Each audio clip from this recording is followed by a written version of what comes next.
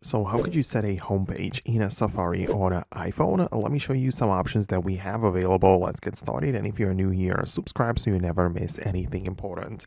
So of course, inside of the Safari, we do not have like a built-in way of doing that, right? So we have to rely on some workarounds. And I believe that the best way would be to set up a new tab page. So whenever you go to the new tab, I would set it up in a way that I can only see my favorites. And a part of the favorites would be just one, let's say it's going to be just one website, which I want to go to often.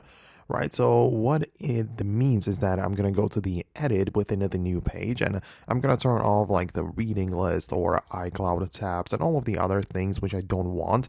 And instead, I'm just gonna keep the favorites. And part of the favorites is, let's say it's gonna be Google. So I'm gonna open up the website like that. First, make it fully load, then go to the button next to the URL like that, click on the three dots, and I want to add it to my favorites. So it just basically appears in the new tab whenever I open up the Safari like that. So that is one way of doing that.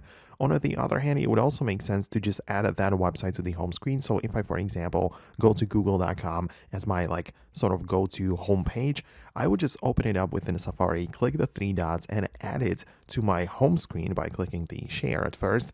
And, it would just mean that I can add the shortcut quickly to my home screen. And instead of clicking a Safari, I would click on that shortcut and I would go straight to that web page. So it kind of serves as the home page, I guess, because I can start browsing through that particular website. So I guess it would also get the job done. And so let me know in the comments below what you think about it. I really appreciate your support. Hit the thumbs up and subscribe for more. And I'll see you later in the next tutorials as well.